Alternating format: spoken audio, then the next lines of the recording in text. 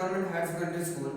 मैं आज आपके सामने लेके आया हूँ हमारे जो संस्थान में जो 31 अक्टूबर को सरदार वल्लभ भाई पटेल जयंती के उपलक्ष्य पर प्लेट एग्जाम का ऑर्गेनाइजेशन करवाया था, उसके क्वेश्चन मैं आपके सामने डिस्कस करूंगा। तो देखिए, सबसे पहले मैं लेके आ रहा हूँ जूनियर डिवीजन मैथमेटिक्स के क्वेश्चन। देखिए, जूनियर डिवीजन मैथमेटिक्स के जो क्वेश्चन थे, एक्चुअली में ऐसा माना जा सकता है कि उसमें 70% क्वेश्चन जो थे मैं उनको इजी क्वेश्चन की कैटेगरी में डालूंगा।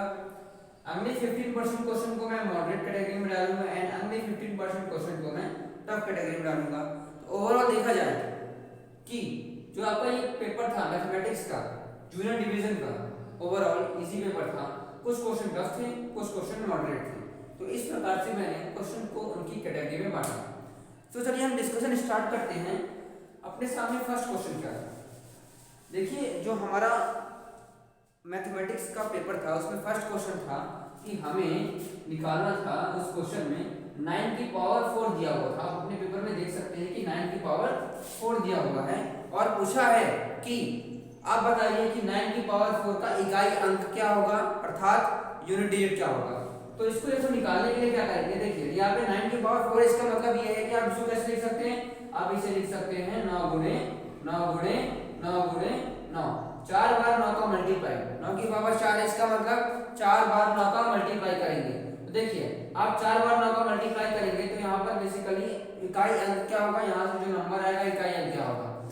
यदि निकालते हैं तो देखिए सबसे पहले हम इन दोनों को मल्टीप्लाई करेंगे तो यहाँ पे आएगा 81 और इन दोनों को मल्टीप्लाई करेंगे तो इन दोनों से क्या आएगा 81।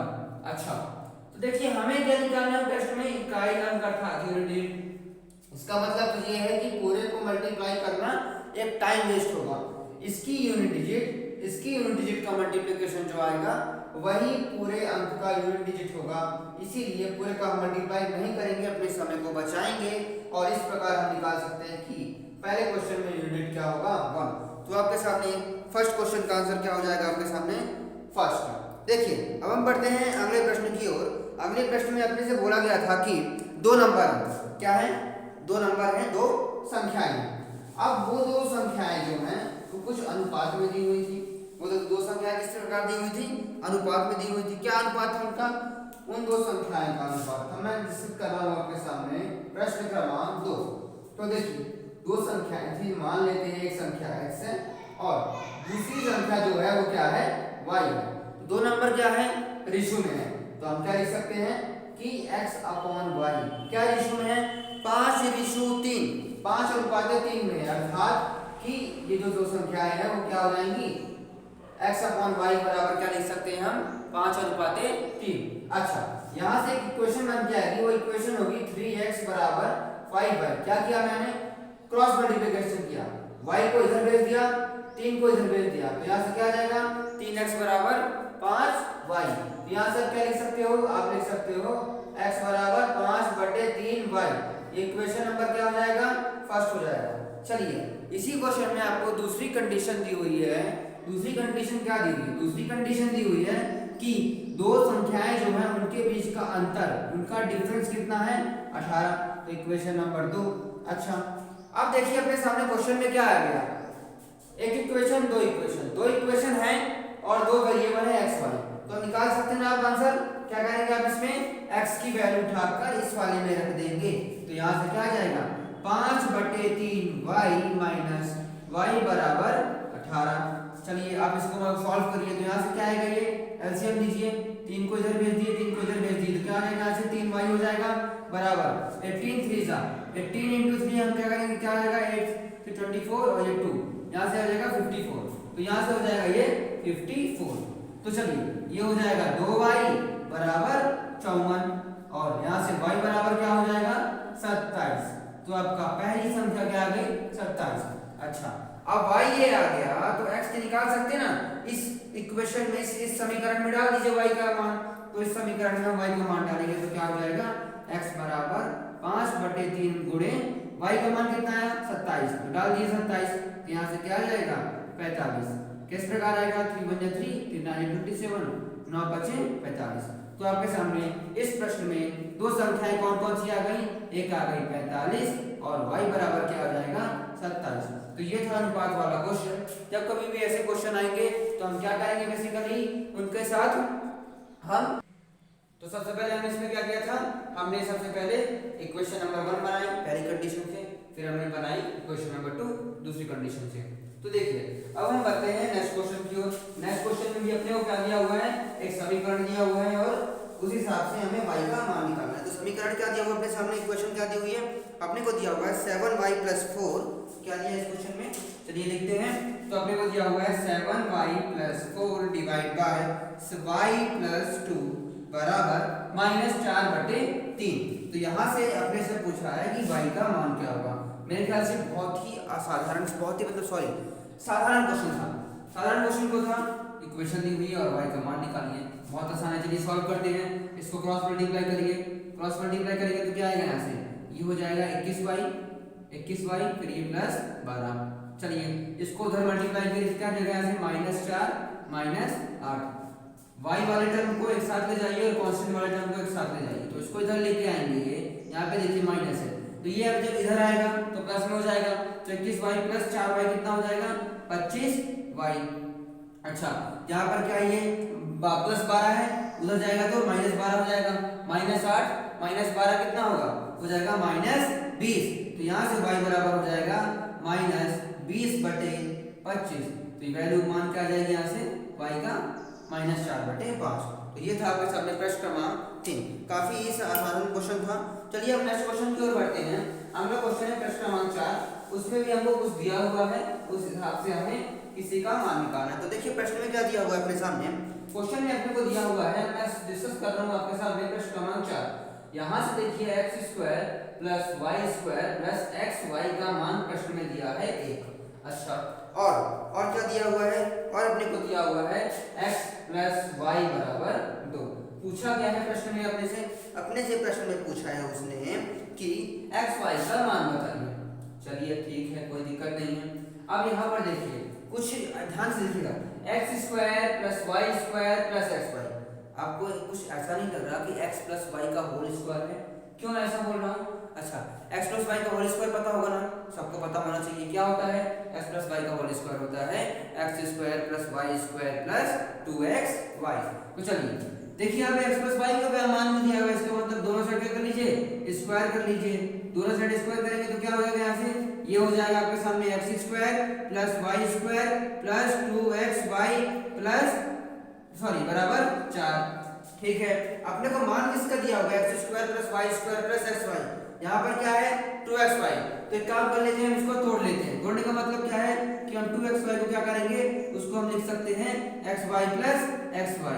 तो चलिए लिख देते हैं, यहाँ से हो जाएगा x² + y² + xy + xy बराबर 4। इसका मान दिया हुआ है 1, तो लिख दीजिए 1 + xy। तो यहाँ से हो जाएगा 4, ये उधर जाएगा 1, तो xy का मान क्या आ जाएगा यहाँ से 3। तो ये था आपके सामने प्रश्न क्रमांक 4। अपने से क्या बोला था, xy का मान हमने निकाल लिया, xy का मान। इस प्रकार हम इस क्वेश्चन को सॉल्व कर सकते हैं। तो देखिए इन क्वेश्चन को सॉल्व करने के लिए हम क्या करेंगे, चलिए अब हम बढ़ते हैं अगले प्रश्न, जो अगला प्रश्न आपके सामने प्रश्न क्रमांक 5। इसमें क्या दिया हुआ है, find the rate of simple interest per annum if sum borrowed become double in 5 year. प्रति वर्ष साधारण ब्याज की दर ज्ञात कीजिए यदि उधार ली गई राशि 5 वर्ष में 2 गुना हो जाती है। तो देखिए इस प्रश्न को सॉल्व करने के लिए हमें एक जानकारी होनी चाहिए, the formula of amount. Amount का फार्मूला हमें पता होना चाहिए। क्वेश्चन में क्या बोला है कि आप प्रति वर्ष साधारण ब्याज का दर ज्ञात कीजिए, मतलब सिंपल इंटरेस्ट फाइंड आउट करना है। चलिए ठीक है, हमें दर फाइंड आउट करना है, मतलब रेट फाइंड आउट करना है सिंपल इंटरेस्ट का।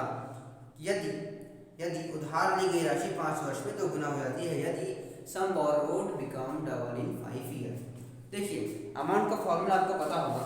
अमाउंट का फॉर्मूला क्या होता है, देखिए ये वाला फॉर्मूला सबने पढ़ा होगा, मेरे ख्याल से सबने वाला फॉर्मूला पढ़ा होगा, प्रिंसिपल प्लस सिंपल इंटरेस्ट। सभी को पता है ना, सबको पता होगा। लेकिन अमाउंट का एक और फॉर्मूला होता है, वो होता है प्रिंसिपल इंटू 1 प्लस RT/100। ये होता है अमाउंट का दूसरा फॉर्मूला। तो अमाउंट का ये फर्स्ट फॉर्मूला, ये सेकंड फॉर्मूला। शायद मेरे ख्याल से इसके बाद जानकारी सबको नहीं होगी, लगभग 40% बच्चों को ही इस वाले फॉर्मूला की जानकारी होगी। मेरे ख्याल से आपके बुक में जरूर रहा होगा 9th या 8th में, फिर भी बच्चे भूल जाते हैं। देखिए क्या करना है, इसमें एक चीज कहा गई है, राशि उधार ली गई राशि 2 गुना हो जाती है। अच्छा, जब उधार ली गई राशि या सम बोरोड डबल हो जाएगा उस केस में क्या होगा?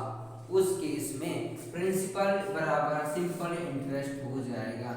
आपका जो प्रिंसिपल होगा वह सिंपल इंटरेस्ट के बराबर हो जाएगा। और यदि ऐसा हो जाएगा तो आप क्या लिख सकते हो? प्रिंसिपल प्लस सिंपल इंटरेस्ट को लिख सकते हो ऐसा कि प्रिंसिपल प्लस सिंपल। मैं कब बात कर रहा हूँ? आफ्टर 5 ईयर, 5 साल बाद क्या होगा? तो 5 साल बाद क्या हो जाएगा? प्रिंसिपल जो होगा सिंपल इंटरेस्ट के बराबर हो जाएगा। तो सिंपल इंटरेस्ट को मैं क्या लिख सकता हूँ? सिंपल इंटरेस्ट का लिख सकता हूँ, प्रिंसिपल लिख सकता हूँ। इसका मतलब ये है कि ये कुछ इस प्रकार हो जाएगा। अच्छा, चलिए अब इसको आगे सॉल्व करते हैं। तो यहाँ से क्या आएगा? ये 2p बराबर p into 1 plus R T upon 100। यहाँ से आपके सामने p से p कैंसिल हो जाएगा। अच्छा, अब इसको फर्दर सॉल्व करते हैं। देखिए 2 बराबर 1 प्लस आर, समय कितना दिया हुआ है? 5 दिया हुआ है। यहाँ पे टाइम की जगह समय लिखते हैं ना, तो देखिए 5 लिख दीजिए। तो क्या हो जाएगा? ऐसे एक को इधर ले आइए, ये हो जाएगा 1 बराबर आर 5/100। तो यहाँ से r बराबर क्या आएगा? 100/5। तो ये हो जाएगा 5 एकम 5, 5 दूनी 10, मतलब यहाँ से रेट का मान कितना आ जाएगा? 20%। तो ये था आपके सामने प्रश्न क्रमांक 5। आपको इस प्रश्न को सॉल्व करने के लिए क्या किस चीज की आवश्यकता थी? इस प्रश्न को सॉल्व करने के लिए हमें अमाउंट के फॉर्मूले पता होना चाहिए थे, दोनों के दोनों। कौन से? दोनों के दोनों। हो सकता है आपको एक ही पता हो, उसको सॉल्व करना। यदि आपको एक ही पता है तो उसको आपको फिर यूनिटरी मेथड से सॉल्व करना होगा। ये तरीका था कम समय पे जल्दी सॉल्व करने वाला तरीका। उस तरीके से करना है। यदि आपको केवल एक ही फॉर्मूला पता है प्रिंसिपल से प्लस सिंपल इंटरेस्ट, तो आप यूनिटरी मेथड का इस्तेमाल करना होगा। चलिए अब हम बढ़ते हैं अगले प्रश्न की ओर। अगले प्रश्न की अपने सामने कुछ डायग्राम दिया हुआ है। देखिए आपके सामने क्या डायग्राम है वो बनाने जा रहा हूँ। ऐसा कुछ डायग्राम है, देखिए आप सब लोग तो अपना पेपर उठा के देख सकते हैं कि कैसा डायग्राम है। देखिए मैंने डायग्राम बनाया। चलिए, और ये हो जाएगा ए, और इसको नाम दिया गया है सी, इसे नाम दिया गया है ओ। ये वाला आपके सामने एंगल दिया हुआ है 110 डिग्री का एंगल, और ये वाला एंगल दिया हुआ है आपके सामने 30 डिग्री का एंगल, ये वाला दिया हुआ है आपके सामने 20 डिग्री का एंगल। पूछा गया आपने से हमें बताइए कि एंगल बी ए सी का मान क्या होगा। अपने से इस एंगल बी ए सी का मान पूछा है। अच्छा, मैं आपसे एक प्रश्न करता हूँ, उस चीज का मुझे जानकारी दीजिएगा। क्या है उसका प्रश्न? देखिए आपके सामने ये रहा लाइन, ये क्या है? रे है। मैं पूछूंगा ये एंगल कितना होता है? कितना होता है ये वाला एंगल? सबको पता है ना, ये वाला एंगल कितना होता है? 360 डिग्री होता है। होता है ना ये वाला एंगल 360 डिग्री? तो चलिए, यदि ये 360 है, इसका मतलब ये वाला कितना होगा? ये वाला कितना होगा? देखिए निकाल लेते हैं कितना होगा। भाई ये वाला 110 है, यदि पूरा 360 था, इसका मतलब ये वाला एंगल कितना हो जाएगा? एक्सटीरियर बाहर वाला एंगल ऑफ बीओसी का बाहर वाला एंगल, एक्सटीरियर एंगल कितना होगा? 360 में माइनस कर दीजिए 110 को, तो यहाँ से आ जाएगा 270। इसका मतलब ये वाला एंगल हो जाएगा 270। अच्छा, आप एक चीज और चीज बताइए, ये आपके सामने क्वाड्रिलेटरल है, चतुर्भुज है, ठीक है, क्वाड्रिलेटरल है, तो इसके सारे एंगल का समीशन कितना होता है? तो सबको पता है ना सारे एंगल का समीशन कितना होता है? 360 डिग्री। अच्छा, अभी ध्यान दीजिए, ये क्या है? ए बी ओ सी, क्या ये चतुर्भुज है? हाँ है बिल्कुल है। इसके सभी एंगल का समीशन कितना होना चाहिए? 360 डिग्री। तो चलिए हम यहाँ पे करते हैं। यहाँ से देखिए 360 डिग्री होना चाहिए सबका समीशन, बराबर 20 प्लस 270 प्लस 30। चलिए ठीक है, प्लस एंगल बी ए सी। मैं सही लिख रहा हूँ कि नहीं लिख रहा हूँ? यहाँ पे एंगल बी ए सी लिखना पड़ेगा ना। ये वाला 20 plus 270 plus 30 plus angle B A C. तो चलिए यहाँ से एंगल बी ए सी का मान निकाल सकते हैं ना, आप निकाल सकते हैं ना। कैसे निकालना होगा? 360 लिखिए यहाँ पे, देखिए इन दोनों का समीशन कीजिए 50। यहाँ से क्या आ जाएगा आपके सामने? क्या यहाँ पे 300, यहाँ पे 270 कहाँ आएगा? 250 आएगा, 250 आएगा। तो चलिए यहाँ पे लिखिए 250, वहाँ पे माफ कीजिएगा थोड़ा मिस्टेक हो गया था, यहाँ पे 250 आएगा।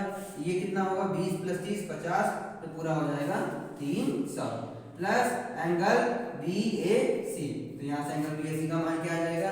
यहाँ से एंगल बी ए सी का मान हो जाएगा 360 माइनस 300 बराबर 60 डिग्री। कौन सा ऑप्शन आपके सामने 60 डिग्री? 60 डिग्री इज द आपके सामने B option is the correct option. तो ऑप्शन नंबर बी होगा, क्या होगा इसमें सही ऑप्शन होगा। क्या करना था इसमें आपको, क्या करना था कि हाँ, इस प्रश्न में क्या करना था आपको क्या निकालना था? एंगल BAC का मान। उसके लिए हमें क्या जानकारी चाहिए थी? हमें जानकारी चाहिए थी कि चतुर्भुज के क्वाड्रिलेटरल के सभी एंगल का समीशन क्या होता है? 360 के बराबर होता है। और कौन जानकारी चाहिए थी कि ये जो पूरा हम घूमते हैं 360 एंगल होता है, ये पूरा हम जो चक्र घूमते हैं, एक बार पूरा सर्कल कंप्लीट करते हैं तो 360 होता है, वहां से 270 आए। और क्वाड्रिलेटरल वाली जानकारी से हमने क्या निकाल लिया? हमने निकाल लिया एंगल BAC जो हमें मान चाहिए था। देखिए अब अगले प्रश्न की ओर बढ़ते हैं। अगले प्रश्न में क्या दिया हुआ है वो देखते हैं। आपको यहाँ का सारे क्वेश्चन समझ में आ गए थी मेरे ख्याल से, आपको सबको अब तक सबको समझ में आ गया होगा। कोई ज़्यादा टफ नहीं था अभी तक, सारे सब क्वेश्चन काफी इजी थे। हाँ, एक दो मॉडरेट थे और कुछ इजी थे। देखिए अगला प्रश्न क्या है? प्रश्न क्रमांक 8। 8वें प्रश्न में क्या दिया हुआ है? 8वें प्रश्न में दिया हुआ है आपके सामने x + y बराबर p, और कुछ दिया हुआ है शायद, और दिया है x - y बराबर q। x - y बराबर q, दो चीजें दी हुई हैं। और भी शायद कुछ दिया हुआ है q is greater than p। तो हमें बताना है कि y क्या होगा? y पॉजिटिव होगा, सकारात्मक होगा, नकारात्मक होगा, जीरो होगा, या फिर y का मान हम डिटरमाइन नहीं कर सकते। चलिए, अपने को एक ये चीज दी हुई है, दूसरी ये चीज दी हुई है, तीसरी ये चीज दी हुई है। अच्छा, तो तीनों से ही जो भी आएगा तीनों का इस्तेमाल करने पर ही आएगा ना क्वेश्चन में। और कुछ तो दिया नहीं है, तीन चीज दी है, इसका मतलब तीनों का इस्तेमाल करना है और मान निकालना है।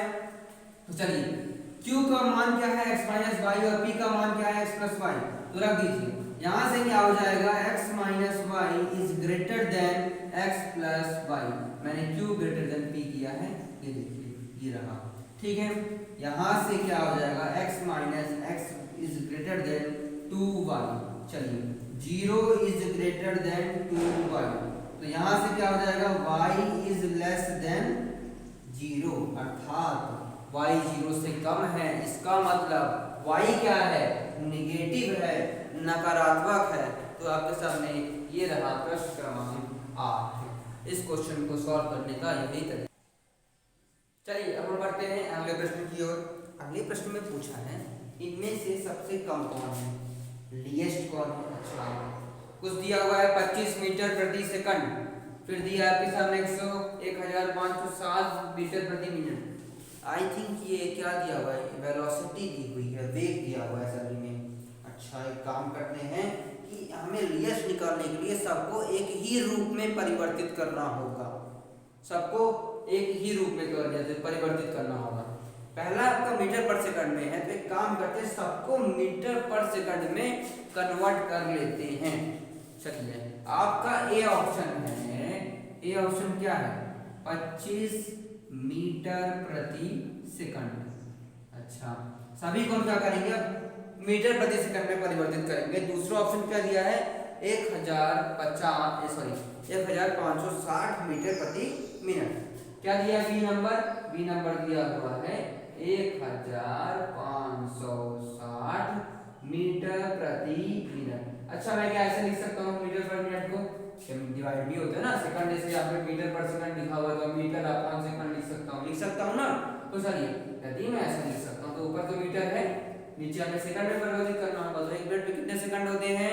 60 सेकंड होते हैं। तो इसको ऐसे लिख सकते हैं ना, 1560 मीटर प्रति, एक मिनट में कितने सेकंड? 60 सेकंड। तो चलिए लिख दिए, 60 सेकंड हो जाएगा। ये से ये कैंसिल, 6 बन जाए 6, 6 2 जा 12, 6 4 जा 24। इसका मतलब ये है कि ये इसका मान किसके बराबर आ रहा है? 24 मीटर प्रति सेकंड के बराबर आ रहा है। तो पहला भाग सबसे कम नहीं होगा, दूसरा सबसे कम हो सकता है कि पहले से तो कम ही आया है, इसका मतलब दूसरा वाला हो सकता है। तो हम इसको मिटा देते हैं यहाँ से। ये देखिए, हमने इसको मिटा दिया। दूसरे का मान क्या आया था आपके सामने?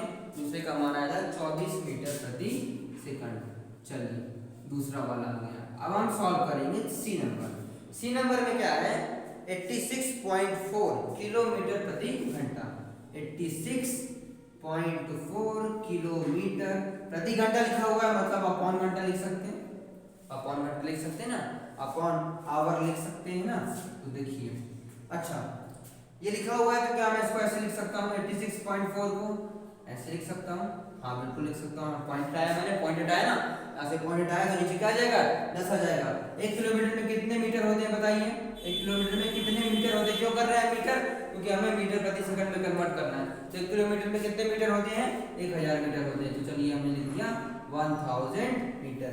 इसको किस में कन्वर्ट करना है? 1 घंटे को सेकंड में कन्वर्ट करना है। सेकंड में कन्वर्ट करने के लिए क्या करेंगे हम? 60 मिनट मल्टीप्लाइड बाय 60 सेकंड। तो यहाँ से हो जाएगा ये परिवर्तित। अच्छा, इन दोनों को इनको सॉल्व करिए। यहाँ से 0 से 0 कैंसिल, 1 0 से ये 0 कैंसिल, 0 से ये वाला 0 कैंसिल। अच्छा, अब इसको डिवाइड करिए। 6 1 जा 6, ये हो जाएगा आपके सामने 6 1 जा 6 और 6 4 जा 24, 6 4 जा 24, 6 1 जा 6, 6 2 जा 12 और 6 4 जा 24। ये भी कितना आ रहा है आपके सामने? कितना आ रहा है? 24 मीटर प्रति सेकंड। अच्छा, तो आपके सामने आ जाएगा 24 मीटर प्रति सेकंड। आई थिंक ये दोनों 24 आ रहे हैं कि हमने इसमें कुछ गलती तो नहीं कर दी थी? एक बार फिर देख लेते हैं, क्या कोई गलती तो नहीं करी थी? एक बार क्या था आपके सामने 1560, यहाँ से था मीटर डिवाइड बाय सेकंड। अच्छा, गलती कर दी थी हमने। 5 2 जा 16 और 6 6 जा 36। यहाँ पे 26 आना चाहिए ना कि 25, तो यहाँ पे 26 आएगा। अच्छा सॉरी, पिछले वाले में थोड़ी सी हमने गलती कर दी थी डिवीजन में, कोई दिक्कत नहीं, हमने सुधार कर ली। प्रति सुधार करना ही अच्छी आदत होती है। तो देखिए तीसरे वाले का कितना आया? तीसरे वाले का आ गया आपके सामने 24। अर्थात ये है कि तीसरा वाला आपका सबसे कम ऑप्शन हो सकता है। दूसरा वाला नहीं होगा क्योंकि तो पहले वाले से जो ज्यादा ही है। इसका मतलब कि आपके सामने तीसरा वाला 24 मीटर पर सेकंड हो सकता है। अब देखिए डी नंबर। डी नंबर में क्या है? डी नंबर में देखते हैं हम, आपको दिया है कि 1.5 किलोमीटर प्रति मिनट, ऐसा कुछ दिया है। एक बार फिर चेक कर लेते हैं।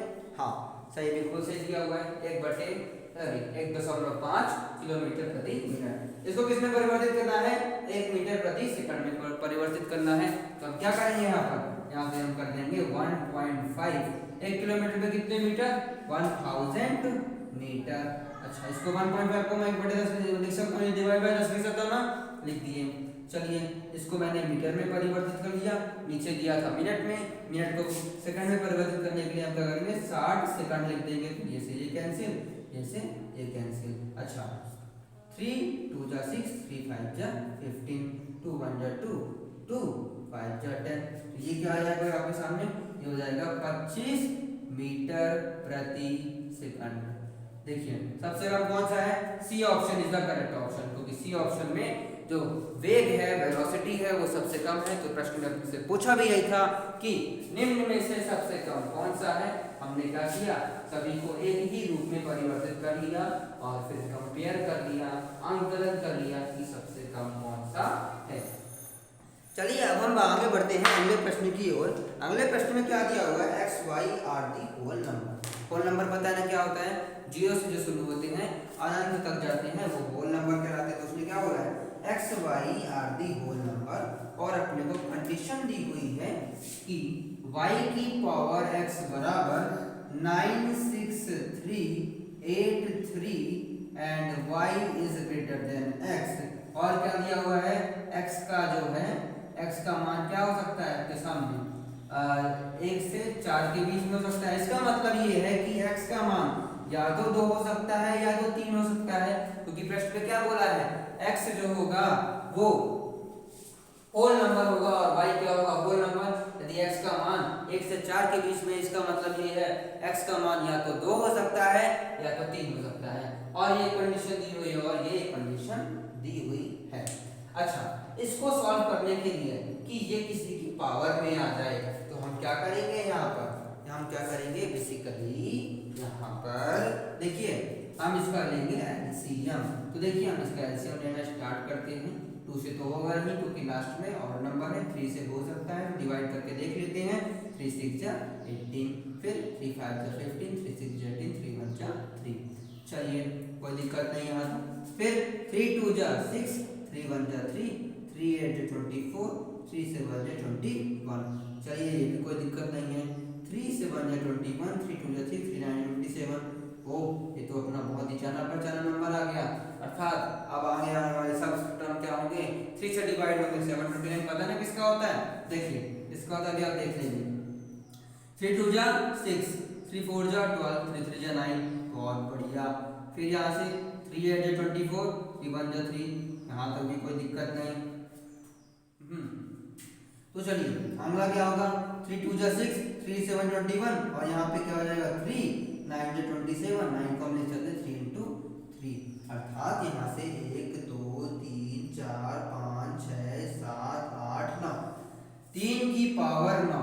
तो ये जो लिखा हुआ है वो क्या है, 3 की पावर 9 है। चलो ये कोई दिक्कत नहीं हुई। लेकिन प्रश्न में क्या बोला है, यदि हम यहाँ से कोशिश करें तो x का मान आएगा 9 और y का मान क्या आएगा 3। लेकिन ये तो गलत हो जाएगा। क्यों गलत हो जाएगा, तो ये क्वेश्चन में अपने को बोला है x या तो 2 हो सकता है या तो 3 हो सकता है। तो चलिए यहाँ से 2 तो नहीं होगा, क्योंकि यहाँ पर कोई भी अपने सामने क्या बोलते हैं इवन नंबर का रूप नहीं है। तो चलिए इस हम क्या करते हैं, x मतलब 3 हो सकता है। देखिए 3 बनाने की कोशिश करते हैं। यदि हम इसको 3 इंटू 3 लिख लूँ क्या मैं, 9 को 3 इंटू 3 लिख सकता हूँ ना। चलिए तो यहाँ से ऐसा लिख सकता हूँ मैं, आपने पढ़ा होगा, मैं अलग कर रहा हूँ। अच्छा 3 की पावर 3 क्या हो जाएगा, 27 की पावर 3। अच्छा अर्थात x अब क्या हो सकता है, 3 हो सकता है। प्रश्न में अपने को बोला भी था x की वैल्यू या तो 2 हो सकती है या 3 हो सकती है। तो यहाँ पर 3 हो गई। इसका मतलब ये है कि यदि हम यहाँ से सॉल्व करेंगे तो अपने सामने क्या आएगा, y का मान आएगा 27 अर्थात 27, और x का मान क्या आएगा अपने सामने 3 अर्थात 3। तो चलिए आपके सामने क्या आया, y बराबर आ गया 27 और x बराबर क्या आ गया 3। अब फिर से आप प्रश्न में क्या पूछा है, प्रश्न में पूछा क्या है, प्रश्न में पूछा है आप बताइए इसका मान क्या होगा। अच्छा इसका मान पूछा है क्या होगा। तो चलिए y का मान रख दीजिए और x का मान रख दीजिए। तो y का मान क्या था 27, इसको क्या मैं ऐसे लिख सकता हूँ 1/x, यहाँ पे x आएगा तो x का मान क्या हो जाएगा 3। अच्छा इसको मैं लिख सकता हूँ 3 की पावर 3 की होल पावर 1/3, से 3 से कैंसिल, तो अब आंसर क्या आ जाएगा इसका 3 will be the correct answer. तो कौन सा ऑप्शन आपके सामने सही हो जाएगा, तो 10 में का आपका C option will be the correct option. तो ये था आपके सामने प्रश्न क्रमांक, कौन सा क्वेश्चन था ये, क्वेश्चन नंबर 10 था। चलिए अब हम आगे बढ़ते हैं। तो अगला जो क्वेश्चन था वो था match this column. Match this column से बनाया गया था मल्टीपल सिंगल फैक्ट क्वेश्चन। देखिए मैच दिस कॉलम वाले जो इस प्रकार के क्वेश्चन हमने आपको दिए थे, ऐसे क्वेश्चन काफी बार जेईई मेंस, जेईई एडवांस और नीट के एग्जाम में पूछे जाते हैं। मैच दिस कॉलम करके आपने जरूर देखा होगा फिजिक्स के सॉल्यूशन में, अमन भैया ने आपको बताया होगा मैच दिस कॉलम वाले क्वेश्चन कैसे करते हैं, और 2 बार अब तक आ चुके होंगे आपके सामने, और ये आपका 30वीं बार आया है आपके सामने कौन सा मैच दिस कॉलम। तो देखिए आपके सामने क्या दिया है, इसी में पहला क्या दिया हुआ है कि हाँ देखिए आपको दिया हुआ है प्रश्न क्रमांक 11 मैच दिस कॉलम जोड़ मिलाई में दिया हुआ है कि पहला p बराबर, p में क्या दिया हुआ है, p का नंबर में 8 की पावर m बराबर 32, तो m का मान क्या होगा। सभी में देखिए चारों के चारों में पूछा है m का मान, फिर आपको कराया मैच दिस कॉलम, और मैच दिस कॉलम का order 4 option a b c d का खा गा में दिया हुआ है। चलिए तो इसको करेंगे कैसे। पहला सामने दिया है p नंबर, p में दिया हुआ है कि 8 की पावर m बराबर 32 है। इसको कैसे करेंगे, आपको शायद कुछ लोगों ने बहुत ही आसानी से कर लिया होगा, कुछ को समझ में नहीं आया होगा, ऐसा हो भी सकता है। देखिए आप सबसे पहले क्या करिए, इस तरह के क्वेश्चन आते हैं सबसे लिएस्ट टर्म में ले जाइए, लिएस्ट प्राइम नंबर में ले जाइए। अर्थात a को क्या लिख सकते हैं हम 2 की पावर 3 लिख सकता हूँ, इसका मतलब मैं इसको लिख सकता हूँ 2 की पावर 3 का होल पावर n। 32 को क्या लिख सकता हूँ, 32 को क्या मैं 2 की पावर 5 लिख सकता हूँ, हाँ लिख सकता हूँ, अर्थात ये क्या हो जाएगा 2 की पावर 5। इसका मतलब 2 से 2 कैंसिल हो जाएगा कि नहीं हो जाएगा, 3m बराबर क्या हो जाएगा 5। अर्थात पहले वाले क्वेश्चन में m का मान कितना हो जाएगा 5/3, तो p को किससे हम जोड़ मिला देंगे, p का जोड़ हम मिला देंगे 2 नंबर m बराबर 5/3। अब चलिए देखते हैं अगला वाला। अगले वाले में क्या दिया हुआ है q नंबर में, देखिए बा नंबर में क्या दिया हुआ है। देखिए अपने को बोला है कि x बराबर दिया है प्रश्न में 8 की पावर 2/3 मल्टीप्लाइड बाय 32 की पावर -2/5। और फिर बोलता है कि m का मान यदि x की पावर -5 है तो बताइए m का मान बताइए यदि x का मान ये दिया हुआ है।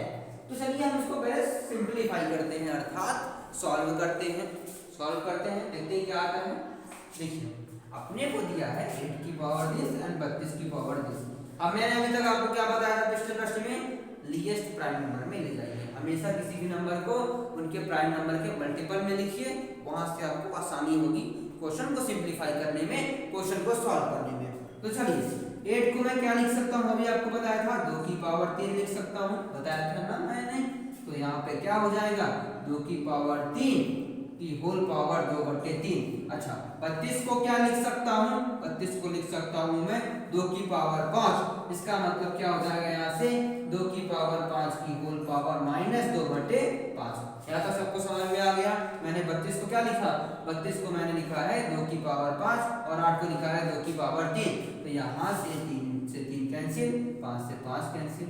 क्यों कैंसिल, क्योंकि यदि ऐसे ब्रैकेट में दिया है तो हम क्या कर सकते हैं, हम कर सकते हैं उसको 3 × 2/3। यहाँ से ये कैंसिल हो जाएगा। तो ये ऐसा करने पर यहाँ से आएगा 2 की पावर 2 मल्टीप्लाइड बाय 2 की पावर -2। अच्छा अब एक चीज बताइए, कभी भी यदि ऐसा लिखा हुआ है कि 1 की पावर -1, कभी भी ऐसा लिखा हुआ है कि मान लीजिए 3 की पावर -1, उसको आप क्या लिख सकते हो 1/3 लिख सकते हो, कि नहीं लिख सकते हो। यदि मान लो ऐसा लिखा हुआ है p की पावर -q, तो उसको आप लिख सकते हैं ना 1/p की पावर q। और यदि हम ऐसा कर सकते हैं तो इसका मतलब यहाँ से 2 की पावर 2 मल्टीप्लाइड बाय 1/2 की पावर 2। यहाँ से यहाँ कैंसिल हो जाएगा, तो x का मान क्या आ जाएगा 1। और हमसे क्या पूछा हुआ है m बराबर x की पावर -5 है। तो बताइए कि x की पावर 5 है तो m का मान बताइए। यदि x की पावर 5 है इसका मान, तो चलिए m का मान निकालते हैं। x की वैल्यू क्या है, x की वैल्यू आपके सामने आई 1। आया सबको कैसे हमने सॉल्व किया। यदि x की वैल्यू 1 आई है तो m का मान क्या हो जाएगा, यहाँ से m का मान हो जाएगा 1 की पावर -5। अच्छा m की पावर में कुछ भी हो, m की पावर में कुछ भी हो, मान क्या होता है हमेशा 1 होता है। तो आपका जो Q ऑप्शन था, Q ऑप्शन का आपके सामने सॉल्यूशन क्या हो जाएगा, चौथा। तो Q को आप चौथे वाले से मिला देंगे। तो ये था आपके सामने Q नंबर। अब देखते हैं R में क्या दिया हुआ है। तो देखिए R में आपके सामने दिया हुआ है कि 6 की पावर n बराबर 6 की पावर 6 की पावर n बराबर 1 2 9 6। और आपसे पूछा क्या है कि आप बताइए m बराबर 6 की पावर n-3 क्या होगा। देखिए इस प्रश्न को सॉल्व करने के 2 तरीके हैं। कौन कौन से तरीके हैं। पहला तरीका तो ये है कि आप इसको पूरा सिंपलीफाई करें, इसको सिंपलीफाई करें, आंसर निकाल लें, पहला तरीका ये। और फिर यहाँ पे क्या बोलते हैं, यहाँ से n का मान आएगा तो यहाँ से आप n का मान रख देंगे। पहला तरीका तो ये हो गया। दूसरा तरीका है दिमाग लगाओ। दिमाग कैसे लगाओ, देखो यहाँ पर लिखा है 6 की पावर n। अच्छा आपसे एक प्रश्न करता हूँ, आप मुझे बताइए कि आप इस प्रश्न की आपको जानकारी है कि नहीं। प्रश्न ये है कि यदि समथिंग m की पावर, ऐसे मान लीजिए कि यहाँ पर लिखा हुआ है a की पावर p - q लिखा है, तो आप उसको कैसे लिख सकते हो। तो सबको जानकारी होगी, मेरी जानकारी में कि सबको जानकारी होनी चाहिए कि यदि a की पावर p - q लिखा है तो उसको हम लिख सकते हैं a की power p divide by a की पावर q। ये तो पहली चीज हो गई। आपको 8th क्लास में पढ़ाया जाता है ये ऐसे कैसे करते हैं। और यदि आपके सामने लिखा है a की पावर p + q, तो आप उसको लिख सकते हैं a की power p multiplied by a की पावर q।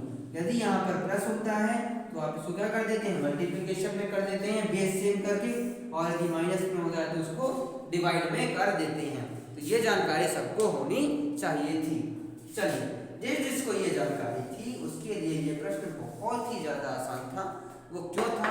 देखिए आपको पूछा है प्रश्न में कि m का मान बताओ। अच्छा m का मान पूछा है, इसका मतलब ये है कि ये हम ऐसे लिख सकते हैं 6 की पावर n माइनस 3। अच्छा अभी मैंने आपको बताया था a की पावर p माइनस q दिया हुआ है, तो उसको क्या लिख सकते हैं a की power p divide by a की पावर q। इसका मतलब इसको लिख सकते हैं हम 6 की पावर n डिवाइड बाय 6 की पावर 3। 6 की पावर n बराबर क्या हो जाएगा आपके सामने 1 2 9 6 डिवाइड बाय 6 की पावर 3। अब तो क्वेश्चन बहुत आसान हो गया। चलिए सॉल्व करते हैं। क्या हो जाएगा यहाँ से 1 2 9 6 डिवाइड बाय नीचे कितना है 6 3 बार है, तो चलिए 6 2 जा 12, 6 1 जा 6, 6 6 जा 36, फिर से 6 1 जा 6, 6 3 जा 18, 6 3 जा 36, 6 1 जा 6, 6 6 जा 36। तो इसका मतलब यहाँ से m का मान कितना आएगा, m का मान आ जाएगा 6। देखिए आपका है ना, इसको सॉल्व करने के बाद ये रहा 6, तो यहाँ से m का मान फाइनली कितना आ जाएगा 6 आ जाएगा। जो ऐसा करते कि इसको सिंपलीफाई करते और फिर लिखते, वो अपने समय की बर्बादी करते। जल्द क्वेश्चन को हमें क्या करना होता है, जल्द से जल्द करने की कोशिश करनी होती है। बहुत सारे क्वेश्चन में हमको हिंट दिया होता है, हिंट को पहचानना होता है, और क्वेश्चन कॉम्पिटिटिव एग्जाम में क्वेश्चन जल्द से जल्द करने की आदत बनानी होती है। तो चलिए इस प्रकार आप कर सकते हैं क्यों सॉरी आर, तो आर में आया m का मान 6, आर में आया m का मान 6। तो चलिए हमने m का मान 6 निकाल दिया, पी क्यू आर निकाल लिया है। इसका मतलब क्या है, जो एक बचा है तो उस एक क्या बचा आपके सामने m बराबर 12, इसका मतलब s का तो 12 होना चाहिए। अब हम निकाल दें कि इसका 12 होगा कैसे। देखिए अपने को दिया हुआ है कि 6 की power x plus 4, x plus दिया कि माइनस दिया, सॉरी माइनस दिया हुआ है कि यहाँ पर दिया है 6 की पावर x माइनस y बराबर, बहुत ही छोटा सा लिखा हुआ है, समझ में नहीं आ रहा। यहाँ पे क्या हो जाएगा 36। चलिए यहाँ पे 3 की पावर x प्लस y बराबर कुछ दिया हुआ है, क्या दिया हुआ है उसमें, आपको दिया हुआ है 7 2 9। अच्छा चलिए इतना हो गया। अच्छा 36 को मैं क्या लिख सकता हूँ, 36 को मैं 6 का स्क्वायर लिख सकता हूँ। हाँ सभी को पता है 36 जो है वो 6 का स्क्वायर है, इसका मतलब यहाँ से मैं 6 का स्क्वायर ले सकता हूँ, यहाँ से ये कैंसिल हो जाएगा, तो x माइनस वाई बराबर क्या हो जाएगा 2 हो जाएगा। तो ये हो जाएगा कि आपके सामने समीकरण नंबर पहला, समीकरण क्रमांक 1। अच्छा यहाँ पर नीचे बेस में 3 है, इसका मतलब यहाँ पर 3 की पावर में समथिंग होना चाहिए। अभी हमने सॉल्व किया था, यहाँ बीच में अपने सामने तो पिछले प्रश्न में शायद 729 आया था, 729 आया था, तो आपको पता होगा कि 729 को क्या लिख सकते हैं। फिर भी यदि किसी को नहीं लिख रहा तो चलिए मैं सॉल्व ही कर देता हूँ। यहाँ से 3 से डिवाइड करिए तो 3 2 जा 6, 3 4 जा 12, 3 3 जा 9, ठीक 3 8 जा 24, 3 1 जा 3, अब सारा कुछ दिख गया होगा आपको। 3 2 जा 6, 3 7 21, और इसके बाद 3 9 जा 27, 9 को लिख सकते हैं हम 3 into 3, 1 2 3 4 5 6। इसका मतलब ये क्या लिखा हुआ है, ये आपके सामने लिखा हुआ है 3 की पावर x प्लस वाई बराबर 3 की पावर 6। अच्छा तो चलिए यहाँ से आपके सामने क्या आ जाएगा, 3 की पावर x प्लस वाई बराबर 3 की पावर 6, तो यहाँ से x प्लस वाई बराबर 6, ये आपके सामने समीकरण क्रमांक 2। दोनों समीकरण को क्या कर दिए, जोड़ दीजिए। यहाँ पे हम लिखते हैं x प्लस वाई बराबर 6, दोनों को जोड़ेंगे तो 2x बराबर कितना आएगा 4, सॉरी 2x बराबर कितना आएगा 8, तो यहाँ से x का मान कितना हो जाएगा 4 हो जाएगा। चलिए x का मान 4 है तो इस वाले समीकरण में रख दीजिए। यहाँ से y का मान कितना हो जाएगा, y का मान कितना हो जाएगा, यहाँ से देखिए 4 माइनस 2, यहाँ से y बराबर हो जाएगा 2। पर क्वेश्चन में पूछा क्या आपने से, क्वेश्चन में बोला है कि m बराबर क्या है x square minus Y square. अच्छा तो यहाँ से x का मान रख दीजिए, x का मान क्या था 4, 4 का स्क्वायर 16, y का मान क्या था 2, 2 का स्क्वायर कितना 4, तो यहाँ से हो जाएगा 16 माइनस 4 बराबर 12।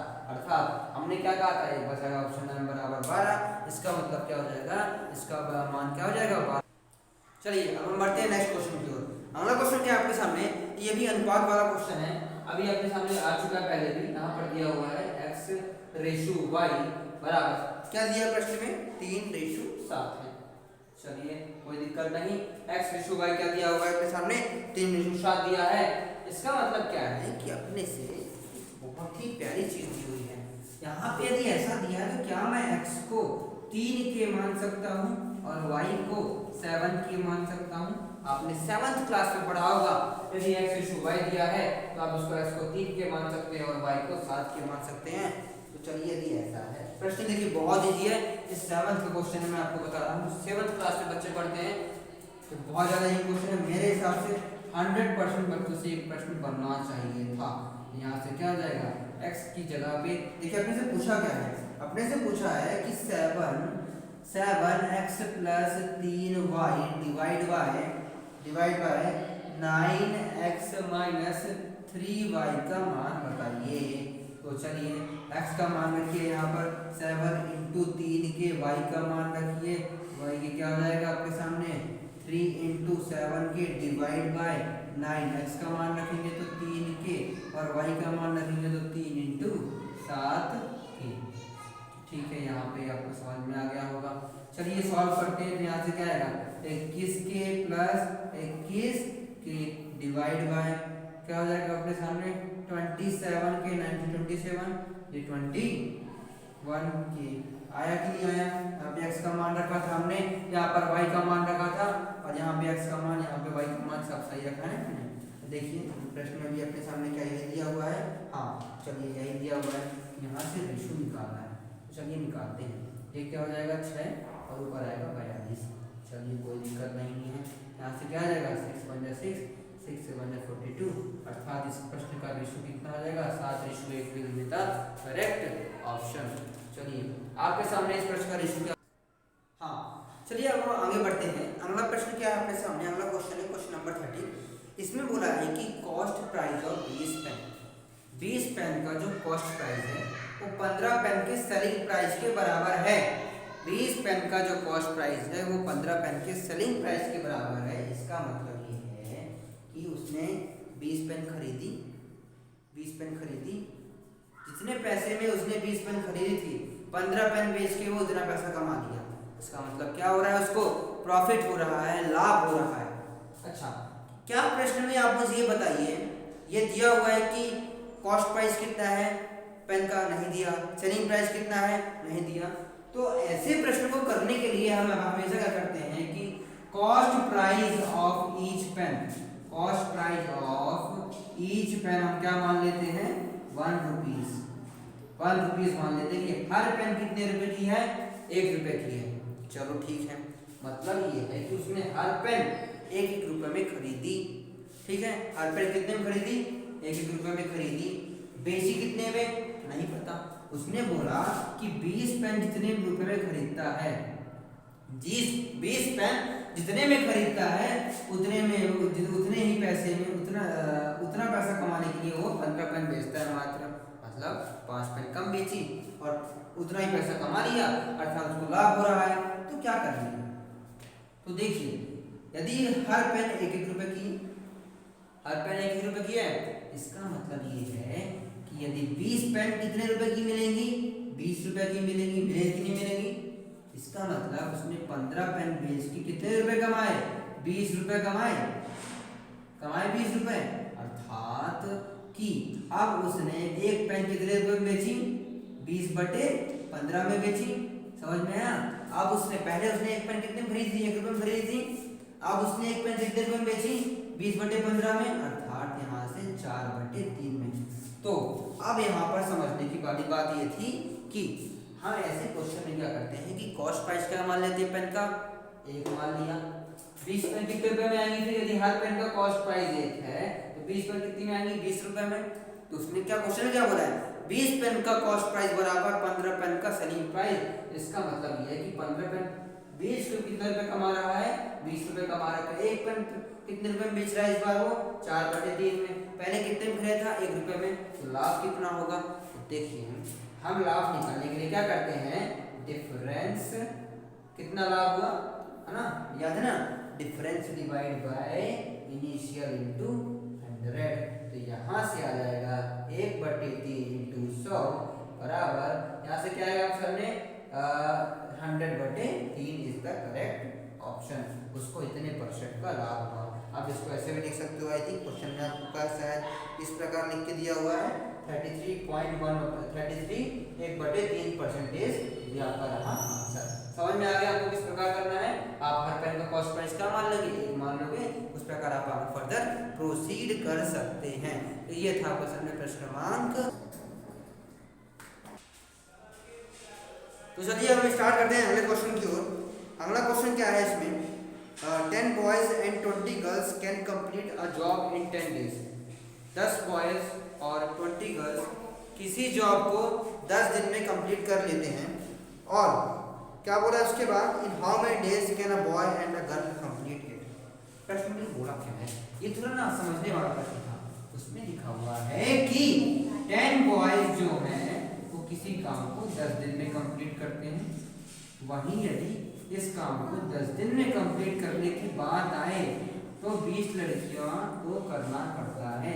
20 लड़कियां एक साथ करेंगी तो वो काम 10 दिन में कंप्लीट होगा। 10 लड़के यदि इस काम करेंगे तो वो काम 10 दिन में कंप्लीट होगा।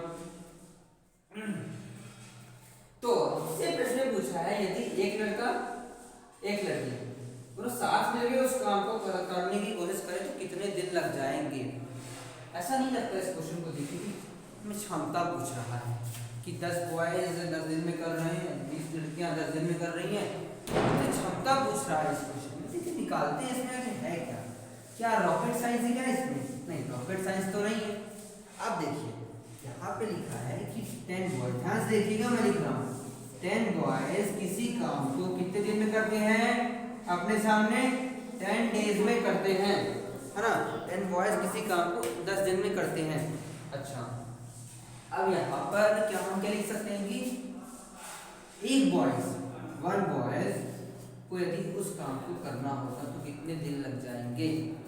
सॉरी ये नहीं निकालते, हम निकालते हैं कि एक दिन में कितना काम कर सकते हैं।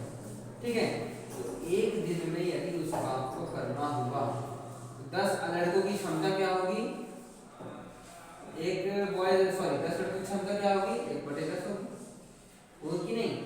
एक दिन में उस काम को करना होगा तो क्षमता क्या होगी, इनकी क्षमता होगी 1/10।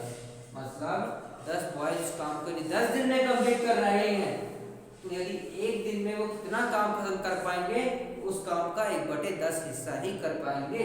चलो क्योंकि 10 दिन में हो रहा है, 10 दिन में हो रहा है तो एक दिन में कंप्लीट करना है तो 1/10 ही काम कर 1/10 ही कर पाएंगे। तो ये थे यदि 10 बॉयज एक दिन में उस काम को कितना कर सकते हैं, तो उस काम का 1/10 हिस्सा ही कर सकते हैं।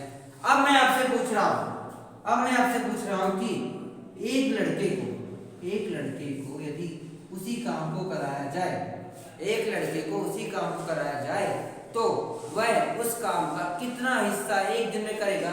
10 लड़के उस काम का 1/10 हिस्सा करते हैं तो एक लड़का उस काम का 1/100 हिस्सा ही कर पाएगा।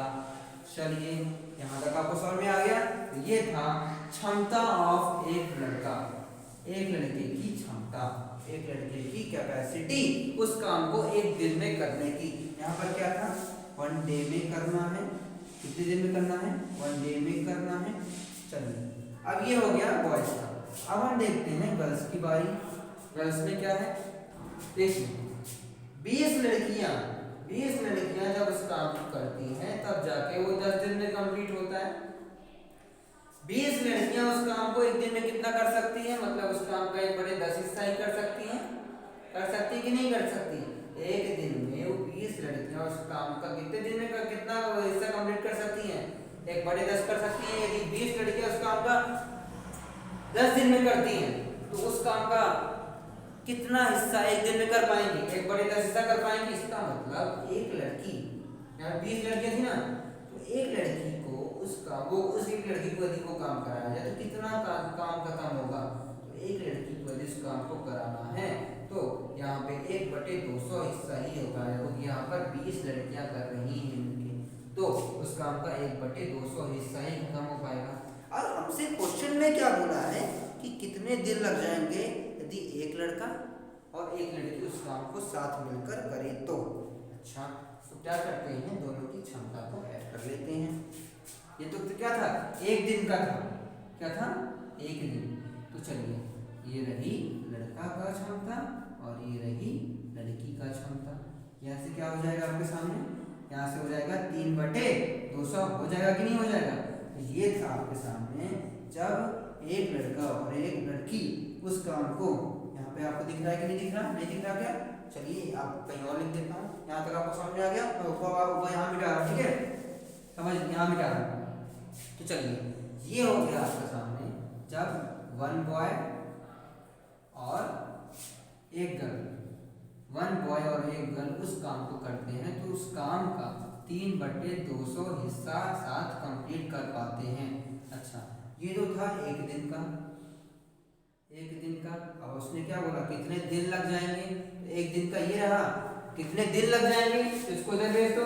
तो यहाँ से जो वर्क है, इस वर्क को, ये क्या है 3/200 ऑफ वर्क, यहाँ पे क्या है 3/200 ऑफ काम, इसको लिख सकते हैं ना काम।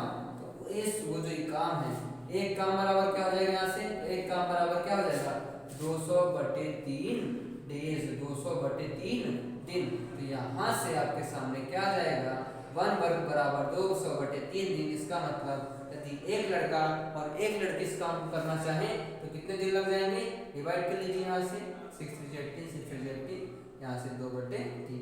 देखिए कौन सा ऑप्शन है आपका, option number C is the correct option. तो ये आपको समझ में आया कैसे करना था। इस क्वेश्चन को करने के लिए हमने बेसिक देखा, आपसे बोला था कि अलग, देखिए हमको लड़के का अलग क्षमता दी हुई थी और गर्ल्स की अलग क्षमता दी हुई थी। तो हमने दिमाग लगाया कि क्यों ना हम, यदि 10 लड़कों की क्षमता एक साथ दी हुई है 10 दिन और 20 लड़कों की क्षमता 20 लड़कियों की क्षमता 10 दिन दी हुई है, तो क्यों क्या करें, एक लड़के की क्षमता एक लड़की की क्षमता निकाल लें, दोनों की क्षमता को ऐड कर लें, तो वहां से निकाल लेंगे उस काम करने में कितने दिन लग जाएंगे, यहाँ से आप निकाल सकते हैं। चलो, तो यहाँ से हम क्या निकाल लिए। चलिए, हमने अभी तक क्वेश्चन नंबर 14 तक देख लिया है। अब हम बढ़ते हैं अगले प्रश्न की ओर। अगला प्रश्न क्या आपके सामने दिया हुआ है, अ कार कवर। उसने बोला कि एक कार है और आपसे क्या बोला है उसने कि 2 घंटे तक 2 घंटे वो दूरी तय करती है। मतलब एक कार है 2 घंटे चलती है और पूरी यात्रा के दौरान उसकी स्पीड कितनी रहती है, 10 किलोमीटर प्रति घंटा। अच्छा, एक कार है आपके सामने, एक कार है, ठीक है, वो 2 घंटे ट्रेवल करती है, मतलब अपने को समय दिया हुआ है, टाइम दिया हुआ है, टी दिया हुआ है, कितने स्पीड से ट्रेवल करती है, कितनी गति से ट्रेवल करती है, यहाँ पे अपने को स्पीड भी दी हुई है। तो यहाँ से आपके सामने क्या दिया हुआ, 10 किलोमीटर प्रति घंटा।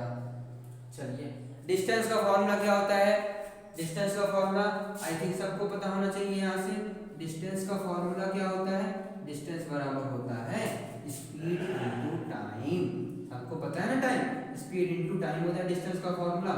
यहाँ से 10 किलोमीटर प्रति घंटे से चल रही थी, उसे 2 घंटे लग गए, अर्थात उसने कितनी दूरी तय की, 20 किलोमीटर की दूरी तय की। अच्छा, पूरी यात्रा उसने कितनी, पूरी यात्रा उसकी कितनी दूरी की हो गई, 20 किलोमीटर की यात्रा हो गई। अच्छा, मतलब ये है कि अभी तक उसने 20 किलोमीटर तय किया। आपसे अब प्रश्न में क्या बोला है, प्रश्न में बोला है कि उसे कितना समय लगेगा यदि वह समान दूरी अर्थात मतलब 20 किलोमीटर वापस से चलती है, लेकिन इस बार उसकी स्पीड चेंज है ना, वेग चेंज है, गति चेंज है, तो उसको कितना समय लगेगा।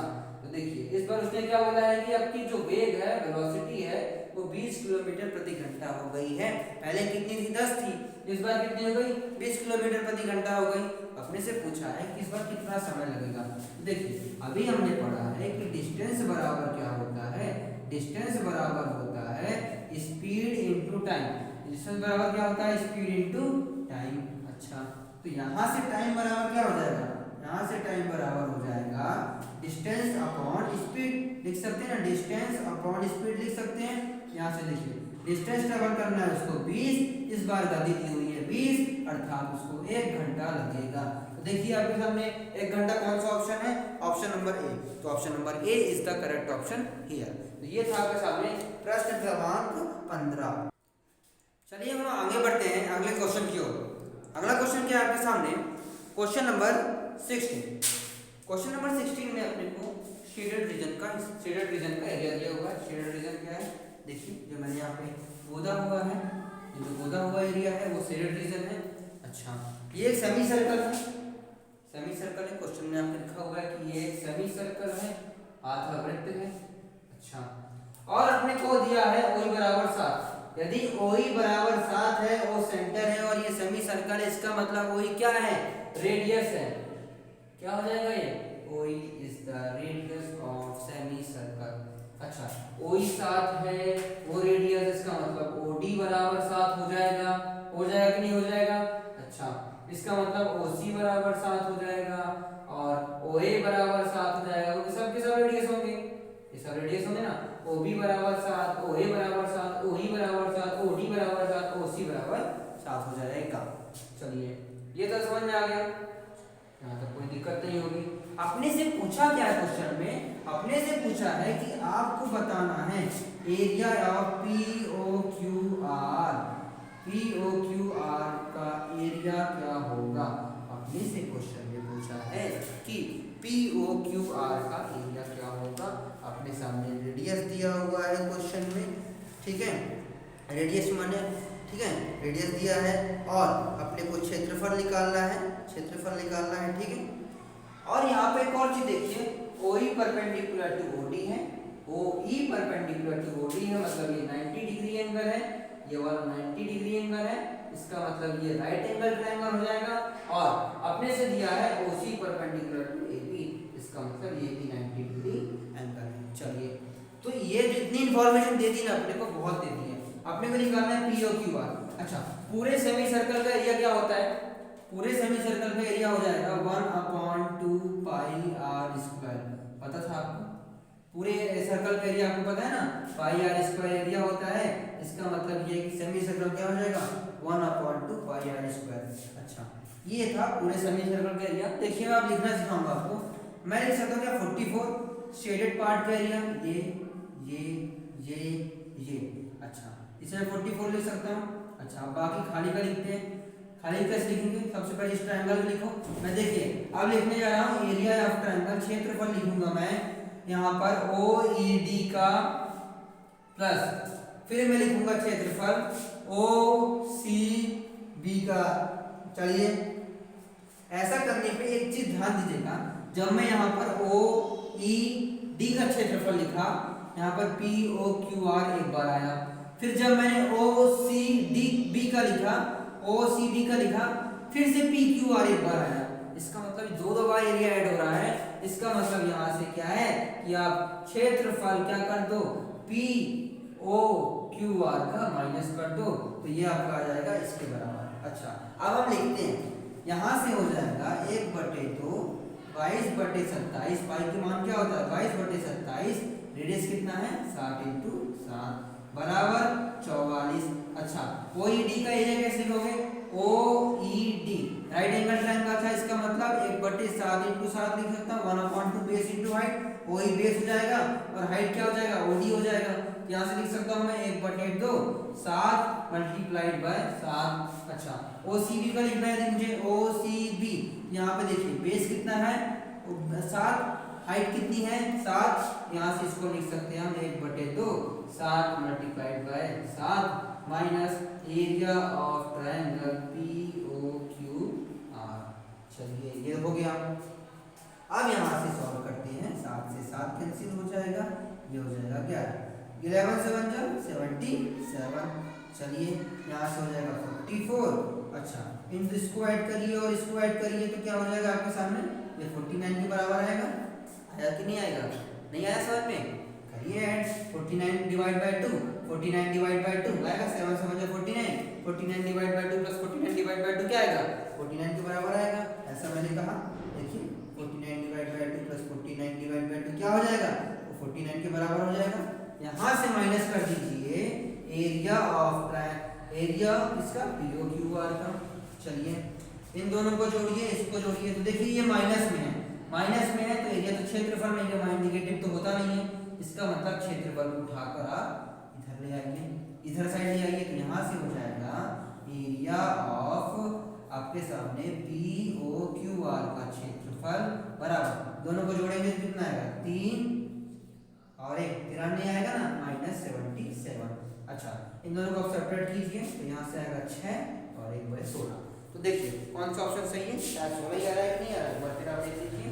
देखिए यहाँ से 3 जाएगा, फिर ये 4 जाएगा और फिर चलिए, तो यहाँ से आपका सामने option number B is the correct option. समझ में आया कैसे करना था।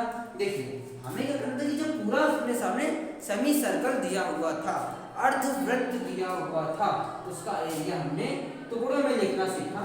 जितना हमें छायांकित क्षेत्रफल था, मतलब शेडेड रीजन का एरिया था, वो लिखा, और फिर बाकी बचे हुए एरिया लिखे। फिर हमने देखा कि पी और क्यू आर का एरिया तो दो बार ऐड हो रहा है, इस वाले के साथ भी हो रहा है, इस वाले के साथ भी हो रहा है, तो हमने क्या किया, एक बार माइनस कर दिया, तो क्या हो जाएगा आपके सामने, पूरे अर्धवृत्त का एरिया पूरे सेमी सर्कल के एरिया के बराबर हो जाएगा। फिर हमने जो जो अपने को मान दिया हुआ था हमने मान रखा, वहां से आंसर निकाल लिया। तो इस प्रकार के क्वेश्चनों को हम कर सकते। चलिए अब हम आगे बढ़ते हैं आगे प्रश्न की ओर। अगला प्रश्न क्वेश्चन नंबर 17।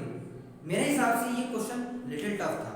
टफ इसलिए था कि यदि आप इसको डायरेक्टली करने बैठेंगे ना तो आई थिंक आपको कुछ नहीं दिखेगा। यदि आप क्रॉस मल्टीप्लाई करने लगे इस क्वेश्चन में, क्या था क्वेश्चन ये था कि यहाँ पे दिया हुआ था x plus 58 divide by root x बराबर 31। आप इसको देखिए, बहुत सारे लोगों ने क्या किया था, है ना सर, बहुत सारे लोगों ने क्या किया था कि आप हाँ देखिए अपने सामने ये दिया हुआ था, काफी लोगों के दिमाग में बहुत विडंबना आई होगी, क्या करें यार, क्वेश्चन ने क्या किया होगा, यहाँ पे क्रॉस मल्टीप्लाई किया होगा। अच्छा तो यहाँ देखिए पेपर में थोड़ा लिटिल मिस्टेक थी, तो ये आपको इस क्वेश्चन में बोनस मिलेगा। क्या मिलेगा, बोनस। थोड़ी सी लिटिल मिस्टेक थी, यहाँ पर प्लस था, यहाँ पे वैसे बेसिकली प्लस होना चाहिए था, लेकिन टाइपिंग वालों ने थोड़ा एरर कर दिया, उन्होंने यहाँ पर इक्वल टू साइन दे दिया है। कोई नहीं, फिर भी आप समझ लीजिए कि बहुत इंटरेस्टिंग क्वेश्चन है। ऐसे क्वेश्चन आपके ओलंपियाड और बेसिकली ओलंपियाड के एग्जाम में, एनटीएससी के एग्जाम में पूछे जाते हैं। करना क्या है वो देखिए, कुछ बच्चों के पेपर में बिल्कुल सही छपा था, कुछ के पेपर में गलत दिक्कत हो गई थी। देखिए जिनमें दिक्कत है वो उनके लिए तो कोई दिक्कत ही नहीं है, बोनस होगा। जिनके में सही छपा है उनको भी बोनस मिलेगा, कोई दिक्कत नहीं। बना मेरे ख्याल से बहुत कम लोग से ही बना होगा ये क्वेश्चन। मेरे हिसाब से 10% बच्चे ही कर पाए होंगे, 90% बच्चे नहीं कर पाए होंगे, जहाँ तक मेरा मानना है।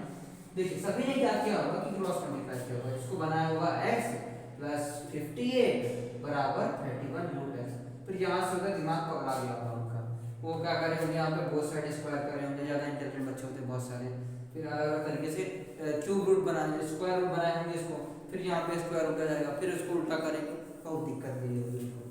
करेंगे क्या, देखिए आएगा तो वैसे भी आ जाएगा, दिक्कत नहीं है, करने पर आंसर वैसे भी आ जाएगा, लेकिन ऐसे क्वेश्चन में हमेशा दिमाग लगाइए। देखिए यहाँ पे लिखा है 31, दिखा कि नहीं दिखा, बहुत ही सरल तरीके बता रहा, लिखा है 31। अच्छा 31 क्या है, नेचुरल नंबर है कि नहीं है, ठीक है नेचुरल नंबर, मतलब इन दोनों का समीशन क्या होना चाहिए, नेचुरल नंबर आना चाहिए। उसके लिए ये एक नेचुरल नंबर होना चाहिए, ये एक नेचुरल नंबर होना चाहिए। इसका मतलब ये है कि इसे क्या होना चाहिए, इसे होना चाहिए नेचुरल नंबर। अब देखिए क्या हो सकता है, अब यहाँ पर देखिए आप, मैं 58 का एलसीएम लेता हूँ, तो 58 का एलसीएम होता है 29 × 2, अर्थात ये जो 58 है वो या तो 2 से डिवाइड होगा या तो 29 से डिवाइड होगा। अच्छा यदि वो 2 से डिवाइड होगा, इसका मतलब x का मान कितना होगा, 4 होगा। देखिए क्वेश्चन में 4 दिया है, 4 क्या होगा, देखिए 2 बराबर हो जाएगा रूट x, दोनों साइड स्क्वायर कर देंगे तो यहाँ से हो जाएगा 4 और ये x, मतलब x का मान 4। तो देखिए x का मान क्या 4 दिया है, नहीं दिया, इसका मतलब ये है कि रूट x का मान क्या होना चाहिए, रूट x का मान होना चाहिए 29। तो चलिए अब हम क्या करते हैं, रूट x का मान 29 कर लेते हैं।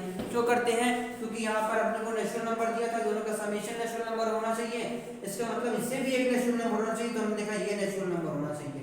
हमने इसका एलसीएम निकाला, एलसीएम क्या आता है 29 × 2, मतलब हमने फिर बोला कि भाई यदि इसको 2 से डिवाइड होना चाहिए, मतलब रूट x का मान क्या होना चाहिए, 2 होना चाहिए, x का मान 4 होना चाहिए, 4 तो ऑप्शन में है ही नहीं है, इसका मतलब रूट x की वैल्यू क्या हो सकती है, 29 हो सकती है, हो सकती कि नहीं हो सकती।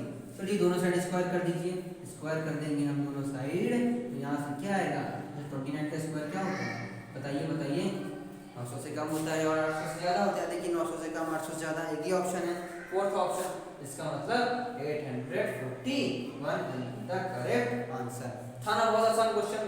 जिन्होंने क्या किया होगा, ऐसे मल्टीप्लाई किया होगा, सॉल्व किया होगा, उनके लिए काफी ज्यादा लेंथी क्वेश्चन हो गया होगा, बहुत बड़ा क्वेश्चन हो गया होगा।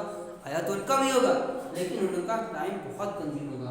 मैंने क्या किया, मैंने दिमाग लगाया थोड़ा, इधर तो नेचुरल नंबर है, कोई अपॉन में तो है ही, इसका मतलब इधर दोनों का सम भी हो गया है, नेचुरल नंबर होना चाहिए। तो देखा यार ये रूट x है, ये भी होना चाहिए, ये ऐसा कुछ है। यदि ये अपॉन में होगा तो ये नेचुरल नंबर तो बन नहीं पाएगा। तो हमने सबसे पहले क्या किया, इसको एक नेचुरल नंबर बनाया। देखिए उसको फिर हमने नेचुरल नंबर बनाया, देखा कि भाई यहाँ से 58 है, 58 का किससे डिवाइड हो सकता है, तो 29 से 2 से। तो हमने क्या किया, 2 से डिवाइड कर दिया, 2 से डिवाइड कर दिया, उसका मान 4 आ रहा था, 4 तो ऑप्शन में दिया ही नहीं था, यदि 4 ऑप्शन नहीं दिया था तो हमने क्या किया, फिर रूट को 29 के बराबर किया, तो वहां से इसका मान क्या आ गया, 841 आ गया। ये था आपके सामने क्वेश्चन नंबर, क्या था, क्वेश्चन नंबर 7। चलिए अब हम आगे बढ़ते हैं अगले क्वेश्चन की। देखिए ये है अपना इस मैथमेटिक्स का लास्ट क्वेश्चन। क्या है इस क्वेश्चन में, अपने को दिया हुआ है क्वेश्चन नंबर 18। अच्छा, अपने को दी है वैल्यू ए बी सी की 6 के बराबर, ठीक है 6 के बराबर, और अपने को दिया है a प्लस बी प्लस सी बराबर कितना दिया है अपने सामने, 36। चलिए, और अपने से पूछा क्या है, 1/a 1/b 1/c की वैल्यू। तो अपने से पूछी है क्वेश्चन में 1/a plus 1/b plus 1/c। Okay, तो यहाँ पे हम करेंगे a plus b plus c का होल स्क्वायर क्या होता है, यहाँ पर होता है a square plus b square plus c square plus 2ab plus bc plus ca। होता है कि नहीं होता है, पता है ना। चलिए, अपने से क्वेश्चन में क्या पूछा है, देखिए लिखा हुआ है ये, तो इसको आप कैसे लिख सकते हो, यदि आप इसको सिंप्लीफाई करेंगे तो हो जाएगा bc plus ab plus ca divide by abc। अच्छा, अपने को इसका मान पूछा है, इसका मान क्या होगा, देखिए आपने ab plus bc plus ca ये लिखा हुआ है, यदि हम डिवाइड कर दें abc से, डिवाइड कर दें abc से, हर एक जगह डिवाइड करेंगे तो इस साइड भी डिवाइड करना पड़ेगा, पता है ना आपको। चलिए, सभी जगह डिवाइड करना पड़ता है, मल्टीप्लाई करते हैं तो सभी के साथ मल्टीप्लाई होता है, डिवाइड करते हैं सभी के साथ मल्टीप्लाई होता है। इक्वल टू के इधर साइड एलएचएस में भी सभी के साथ डिवाइड हो जाएगा, और आरएचएस में भी इसका सभी के साथ डिवाइड हो जाएगा। अच्छा, a plus b plus c की वैल्यू क्या दी है, 6। अच्छा, 6 का स्क्वायर बोला है, इसका मतलब ये हो जाएगा 36। अच्छा, abc की वैल्यू क्या दी हुई है, 6, और यहाँ से क्या हो जाएगा, a square plus b square plus c square divide by abc की वैल्यू कितनी दी हुई है, 6 बराबर, सॉरी प्लस, यहाँ से हो जाएगा आपके सामने 2ab plus bc plus ca divide by abc। चलिए, ये हो गया। अब क्या करेंगे, यहाँ पर क्या आएगा, 6 आएगा, तो इसको हम क्या कर देंगे, इधर साइड 6, इसको दो पूरे को उठा के इधर लेके आइए, क्या हो जाएगा यहाँ से, a square plus b square plus c square divide by 6, और ये हो जाएगा आपके सामने 2 इधर मल्टीप्लाई में, इधर नहीं आएगा तो डिवाइड में हो जाएगा, डिवाइड में हो जाएगा तो 6 हो जाएगा 3, और ये हो जाएगा 12।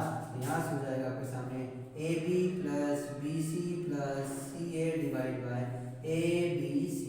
चलिए, ये था अपने सामने वैल्यू। अच्छा, अपने को क्वेश्चन में इसकी वैल्यू दी है और ये आ गई है।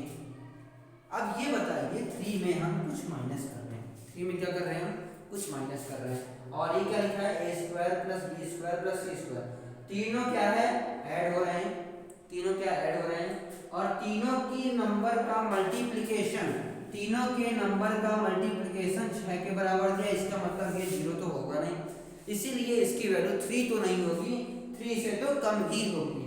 चलिए, अच्छा, abc बराबर क्या दिया हुआ 6, तो क्या कंडीशन हो सकती है, या तो 3 हो, या तो 2 हो, या तो 1 हो, है ना, या तो a की वैल्यू 3 हो सकती है, या तो b की वैल्यू 2, या फिर c। इसी प्रकार मान लीजिए b की वैल्यू 3, c की वैल्यू 2 और a की वैल्यू 1, इस प्रकार हो सकता है। या तो कौन सा पेयर बन सकता है कि एक की वैल्यू 6 है, दूसरे की वैल्यू 1, तीसरे की वैल्यू 1। अच्छा, ये रहा। तो देखिए, अब हम रखते हैं abc की वैल्यू यहाँ पर। देखिए, सबसे पहले 3 का स्क्वायर क्या आएगा, 9, तो यहाँ से हो जाएगा 9 प्लस 2 का स्क्वायर 4 प्लस 1 का स्क्वायर 1 डिवाइड बाय 12। अब देखिए डिवाइड करिए, क्या आएगा, 9 प्लस 4 प्लस 1 14 आएगा। इसका मतलब ये है कि यहाँ पर जो वैल्यू आएगी वो कुछ रेशनल में आएगी, रेशनल में तो दी नहीं है, इसका मतलब ये वाला पेयर तो नहीं होगा। अच्छा अब देखते हैं अगला। अगला देखते हैं, अगला किस प्रकार देखेंगे। अब हम रखेंगे 6 1 1 का पेयर। तो 6 का स्क्वायर क्या होगा यहाँ पर, 6 का स्क्वायर हो जाएगा 36 प्लस 1 डिवाइड बाय 12, यहाँ से हो जाएगा 3 माइनस 38 डिवाइड बाय 12। फिर से ये रेशनल में आएगा, देख लीजिए, सॉरी इस बार ये देखिए कितना आएगा, 12 3 36 एंड पॉइंट समथिंग, ये तो नेगेटिव में आ गया, क्वेश्चन में तो आई नहीं नेगेटिव। इसका मतलब ये है ना तो इसकी वैल्यू 1 है, ना 2 है, ना 3 है, तो option number 4 none of these होगा। इसकी वैल्यू क्या होगी आपके सामने, नन ऑफ दीज। यहाँ पर देखिए इस तरह का आपकी एग्जैक्ट वैल्यू भी नहीं आ रही क्वेश्चन की। ये क्या था आपका मेंटल रीजनिंग का, सॉरी मेंटल एबिलिटी ओलंपियाड का क्वेश्चन था। ये कौन सा क्वेश्चन था, मेंटल एबिलिटी वाली ओलंपियाड का क्वेश्चन था। यहाँ पर अपने को दिमाग रखना था। तो ये देखिए, ये रहा आपका मैथमेटिक्स यूनियन डिवीजन का कंप्लीट डिस्कशन। हमने अब तक मैथमेटिक्स का पूरा डिस्कशन कर लिया है। कुछ समय बाद आपको मैं थोड़ी सी समय बाद आपके सामने मैं रीजनिंग के सारे डिस्कशन लेके आऊँगा। तब तक के लिए अलविदा, धन्यवाद।